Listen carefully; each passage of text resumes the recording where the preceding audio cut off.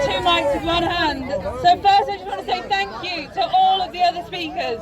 It's just been amazing to be here, listen to everybody and see everybody out on the streets for us today. My name's Louise and I'm from Save Our Rights UK, and I believe there is a solution. I'm a mum and I have been since a young age. I thought if I just dedicated my life to protecting my children from the things that go on in government and the harms of the world, then that would be my job done. Yep. So I've worked really hard on it. My children don't go to a state school, we don't have a TV, their favourite thing is being out in nature and so on. But then this year happened. I haven't been able to protect them. Their schools closed, as did all of their activities. They picked up on the fear and the nervousness, and it's been horrid. Yep. My 8-year-old cried the other day and said, when I was 7, I was so excited about being 8. I was going to be in class 2, I was going to go on sleepovers and start gymnastics. And none of that has happened, and it's been the worst year ever, all because of coronavirus. And now I don't want to get excited about being 9 because I don't think anything good will happen.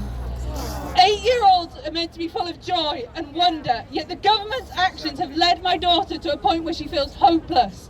There's no end in sight, and I cannot reassure her.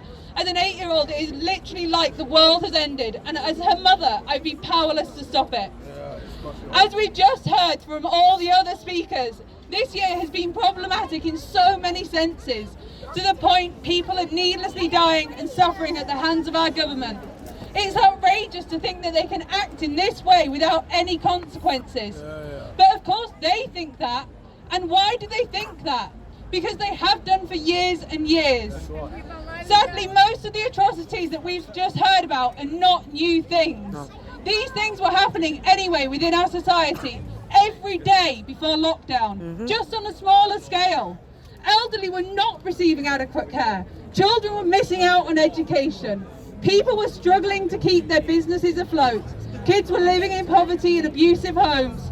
People were waiting months for healthcare, and we were already living under a government that lies to us and uses mind control techniques upon us. These are not new, and it doesn't matter the scale of the problem, it's still a problem. For me, the lockdown has been a catalyst. I've lamented for years a governance that we've lived upon.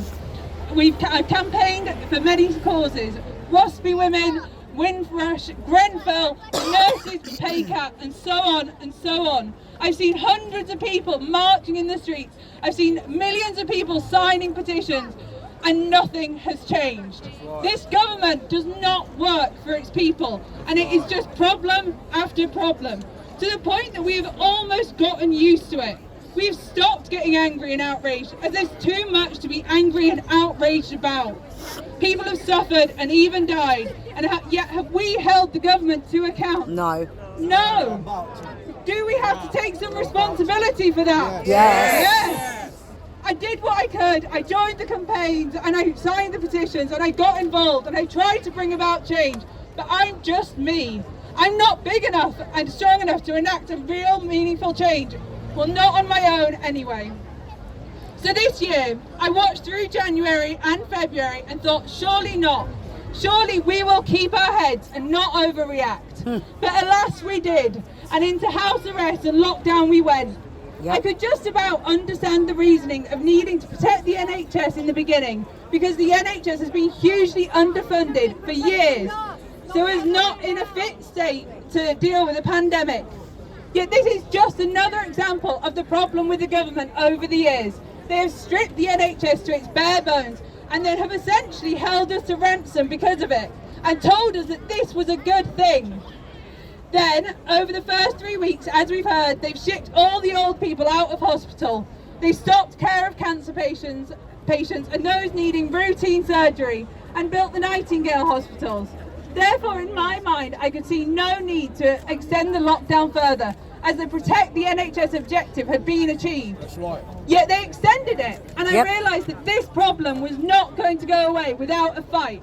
And that's when I started Save Our Rights UK. Thank you. I started it just myself and just on my own, and today we have over 8,000 people. Yes. I'd looked for a group that was focusing on the solution. I'm always solution focused. And it's a Facebook group primarily with a page and Twitter account too. We work together to support each other in upholding our rights and giving people the tools and knowledge to do so, which is great and works well in the immediate effect. We no longer want to live in a country where there is a government without a real democracy. A government that can lie, manipulate, ruin and kill people with no accountability. Yep. So it has to change. While this corrupt system is in place, we will always be at more risk of years like this one. As we all know, we are now expected to wear masks in shops from Friday, and local councils now have the freedom to lock us down at a moment's notice. Take you away 14 Do we days. want to stay powerless? No. Do we want to stay without a voice? No. We need to say no. We want a real democracy. A government that is no longer controlled by corporations and the rich and powerful.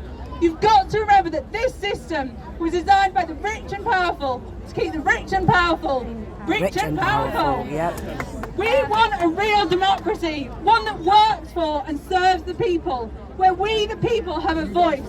We have mechanisms to say no via referendums to unjust legislation, and the government to be bound by our decisions. Yes. We're all here today because we see the need for and want a change. But will it come about because a few hundred of us got together in Hyde Park? Sadly not. The government have had hundreds of years of ignoring petitions, marches, even public controversy and legal challenges. People only ever say, no, we don't like that part, or please can we change this bit. It's not enough.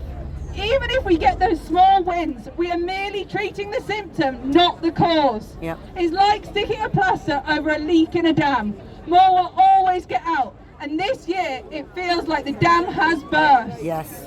So we need to join together in our thousands so that we can build one coherent voice and say enough is enough. We demand something different, something that will get different results, something that will mean we don't need to come to Hyde Park and be angry about their mistakes anymore. And we demand a real democracy. As Buckminster Fully wisely said, you can never change things by fighting the existing reality.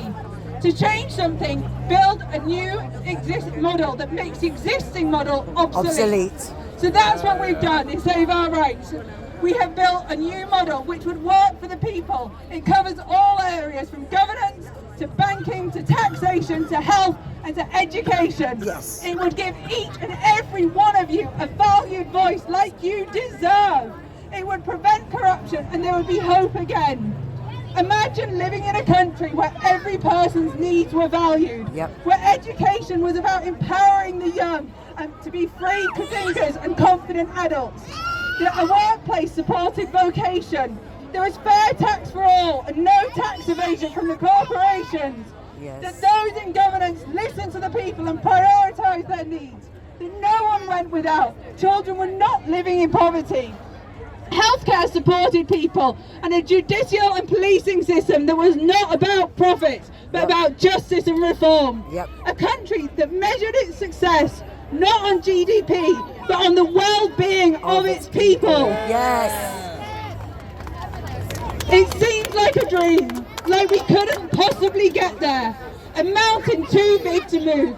No. But I'm here to say to you that we should dream big. Yes. We deserve the best. Yes. A future that will mean our children and our grandchildren can lead a life free and safe and happy for many years to come. To do this, we just have to unite. Even with those that we would otherwise be polarised with, we put aside our differences and come together. This is what we're doing in Save Our Rights UK. We are joining our voice and demanding a real democracy. And you know it is possible. Yes. Because for every problem there is a solution. I couldn't do it on my own and neither could you. But together, when people come together with a united voice, they can do amazing things. So I urge you all, join together and we can move mountains. Yes. Yes. Well done. Amazing. Well done. Well done.